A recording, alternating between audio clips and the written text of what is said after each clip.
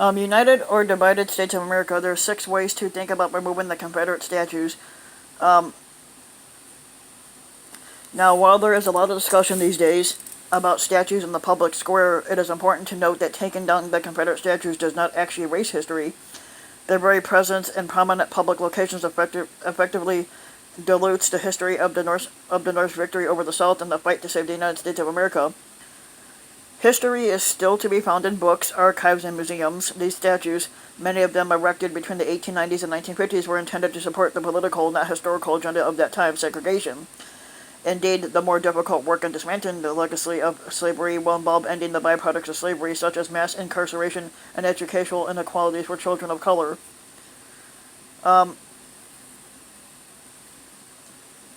Moving forward, here are 6 things to consider.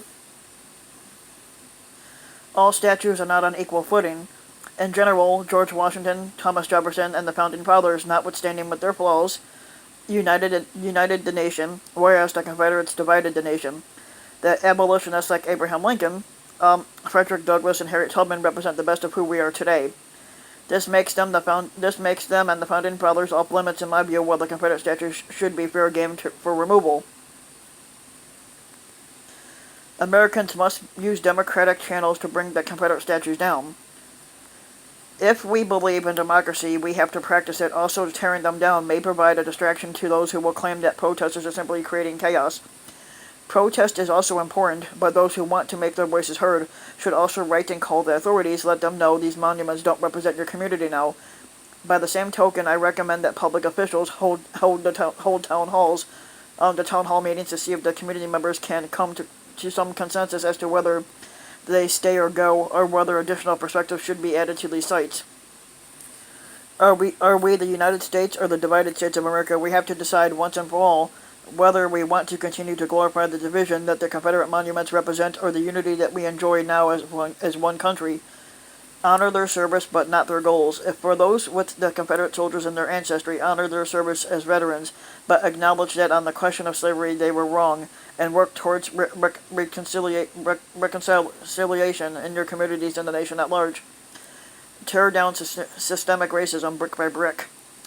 Do not settle for the symbolic act of taking down the statues. If all of the 1,800 or so Confederate memorials and statues came down tomorrow, systemic racism in housing, education, and healthcare, and problems in the criminal justice system would still exist no matter what.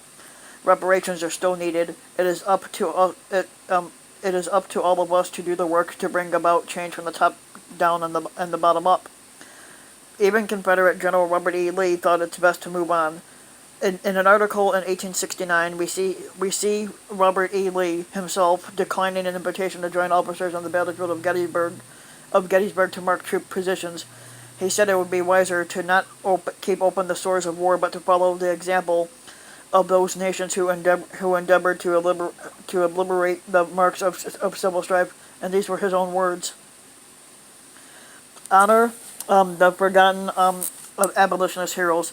Finally, cities and towns with these statues might also look into relocating most to museums and think about the benefits of replacing them with statues and memorials of people who made a clear and unequivocal contribution to United America. Why not consider adding heroes like Harriet Tubman, William Seward, Thaddeus Stevens, Sojourner Truth, Harriet Jacobs, or Garrett Smith? Some of these names don't sound familiar. That is exactly why we need statues and memorials to celebrate those who fought for freedom and equality for all. Now, if you liked the video, give it a like and subscribe to the channel, to my YouTube channel. And also, like I said, if you want to support me in my podcast, you can do that too. My podcast is Ryan PR. Just look, it's on Spotify. So if you want to, if you have a Spotify app, you could listen to my podcast on Spotify. So far, that was the only app that took my podcast. There might be some other ones coming in sometime soon. Of course, the Anchor app will let me know what other apps will pick up my podcast. So far, Spotify was the only one. Apple rejected it so far. But like I said, I'm gonna, yeah.